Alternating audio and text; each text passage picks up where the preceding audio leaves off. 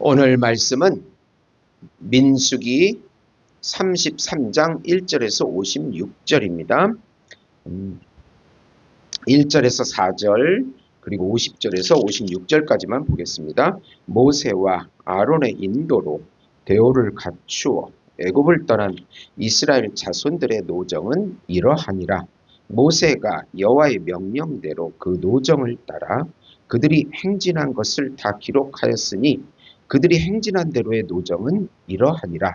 그들이 첫째 달 15째 날에 라암셋을 떠났으니 곧 6월절 다음 날이라.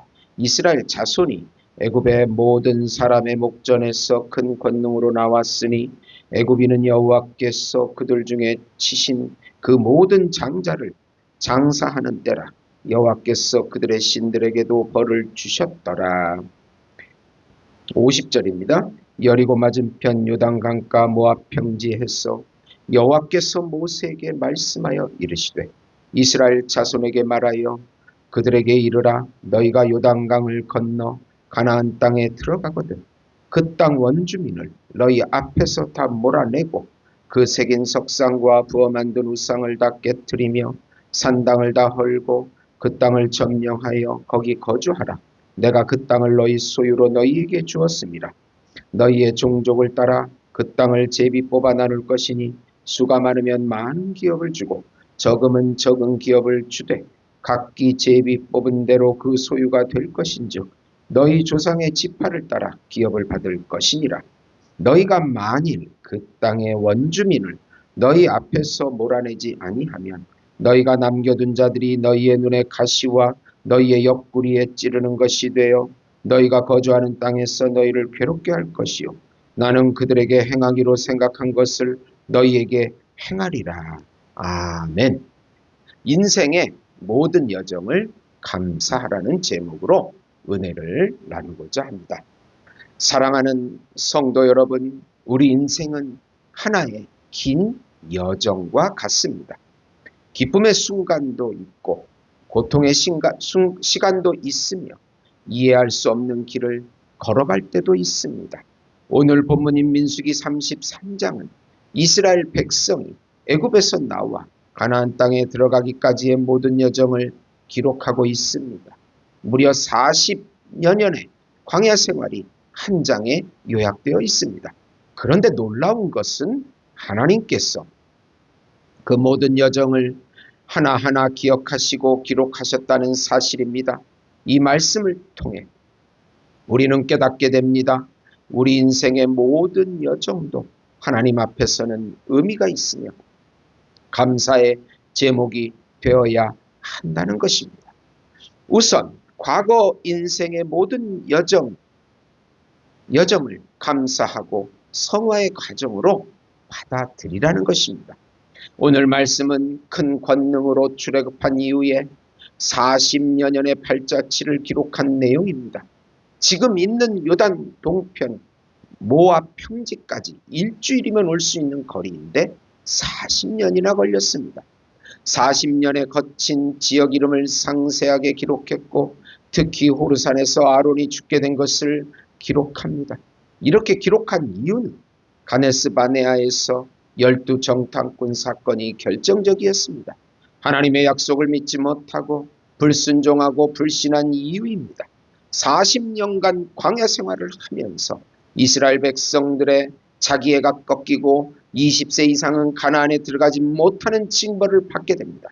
그런 가운데 20세 이하 세대가 지금 모압 평지에 도착한 것입니다. 그들에게 선조들의 흑역사를 기록하고 모세는 가르치기 위한 것입니다. 우리의 인생도 불신종과 불신으로 고난의 과정을 겪어야 했습니다. 저 또한 지난 30년간 목회를 하면서 많은 고난을 겪었습니다.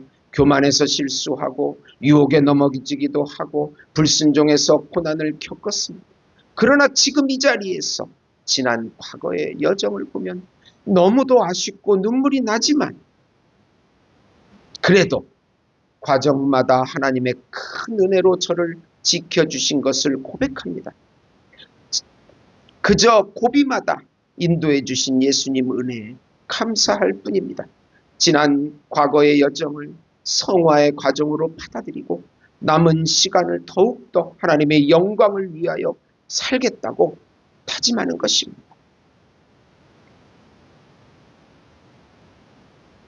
광야의 길도 좀 구체적으로 살펴보면 광야의 길도 하나님의 계획이 있습니다. 이스라엘 백성은 광야에서 수많은 어려움을 겪었습니다. 물이 없는 곳, 먹을 것이 없는 곳, 원망과 불평이 가득했던 시간, 그러나 그 모든 과정은 우연이 아니라 하나님의 계획이었습니다. 신명기 8장 2절은 말합니다. 내 하나님 여호와께서 이 40년 동안에 너로 광야의 길을 걷게 하신 것을 기억하라. 너를 낮추시고 너를 시험하사. 광야는 단순한 고난의 장소가 아니라 성화의 훈련장이었던 것입니다. 그리고 우리의 과거도 성화의 과정입니다. 사랑하는 성도 여러분, 우리 인생을 돌아보면 도저히 이해되지 않는 순간들이 많습니다. 실패했던 시간, 아팠던 기억, 억울했던 일들, 그러나 하나님은 그 모든 것을 사용하셔서 우리를 빚어가십니다. 로마서 8장 28절은 분명히 말합니다. 하나님을 사랑하는 자들에게는 모든 것이 협력하여 선을 이루느니라. 어느 장인이 아름다운 도자기를 만들기 위해 흙을 다루고 있었습니다. 흙을 깨트리고 물을 섞고 강하게 치고 뜨거운 불 속에 넣었습니다. 그 과정을 본 사람이 말했습니다. 왜 그렇게 힘들게 합니까? 장인은 대답했습니다. 이 과정을 거치지 않으면 아름다운 그릇이 될 수 없습니다. 마찬가지로 우리 인생도 하나님 손에 있는 작품입니다. 고난의 시간도 눈물의 시간도 모두 성화의 과정입니다. 사랑하는 성도 여러분, 이제는 우리 과거를 다르게 보아야 합니다. 왜 이런 일이 일어났을까? 하나님은 나를 어떻게 이렇게 하셨을까? 그러면서 하나님이 나를 어떻게 빚으셨을까를 보아야 하는 것입니다. 그리고 고백해야 합니다. 주님, 내 인생의 모든 여정을 감사합니다. 두 번째로 우리 마음으로부터 세상 우상을 따르지 말고 전심으로 하나님을 경외하라. 모세는 가나안 땅에 들어갈 20세 이하에게 영적인 교훈을 남깁니다. 지난 여정을 기록하면서 가나안에 들어가서 행할 일을 가르칩니다. 바로 그 땅, 거주민이 섬기는 우상을 철폐하라는 것입니다. 그리고 그 땅을 제비 뽑아서 지파별로 나누라고 합니다. 그리고 반드시 그 땅 원주민을 몰아내라고 합니다. 하나님과 우상이 공존할 수 없습니다. 하나님의 백성이 들어가는 곳은 바로 하나님의 나라가 만들어집니다. 마음의 우상을 철폐하고 마음에서 성령님을 모시고 마음에서 하나님의 자녀들과 동행하라고 하십니다. 성령님이 오셔서 우리 마음을 지키시고 인도하십니다. 성령 하나님의 통치를 받지 못하면 그 마음은 세상 우상이 들어와서 점령해버립니다. 그러면 하나님의 나라가 이루어지지 않습니다. 우리 마음을 완전히 지키지 않으면 사단이 들어와 장악합니다. 그때부터 사단이 가시가 되어서 괴롭히고 세상 우상을 섬기도록 유혹합니다. 우리는 말씀과 성령으로 우리 마음을 잘 지켜야 합니다. 성령이 오시면 우리에게 믿음을 주시고 믿음의 근본인 말씀을 주시고 또 예수 그리스도께 그 믿음이 가게 해주는 것입니다. 회개와 중생이 일어나게 되고 성화가 일어나게 되는 것입니다. 이 모든 것은 성령의 역사입니다. 우리가 지금 영적으로 약해진 것은 우리 마음이 세상에 빼앗겼기 때문입니다. 다시 회개하고 깨어서 새롭게 하나님의 나라를 만들어 가야 합니다. 우리 마음으로부터 세상 우상을 따르지 말고 하나님을 경외하는 것이라. 경외하는 것입니다. 네. 민수기 33장 후반부에 그 땅의 모든 원주민을 다 너희 앞에서 쫓아내고 그들의 우상을 다 제거하라. 33장 52절입니다. 우상은 반드시 제거돼야 합니다. 가나안 땅에는 많은 우상이 있었습니다. 눈에 보이는 우상, 문화 속에 스며든 우상, 삶의 방식이 된 우상. 하나님은 그것을 절대 용납하지 않으셨습니다. 왜냐하면 우상은 하나님과 우리 관계를 무너뜨리기 때문입니다. 오늘날 우리는 돌이나 나무로 만든 우상을 섬기지 않습니다.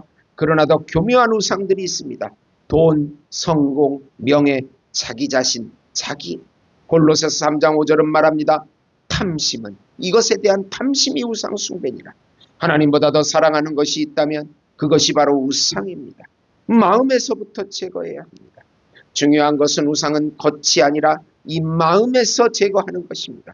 겉으로는 하나님을 믿는 것 같지만 마음은 세상을 따라갈 수 있습니다. 예수님은 이렇게 말씀하셨습니다. 내 마음을 다하고 목숨을 다하고 뜻을 다하여 주 너희 하나님을 사랑하라.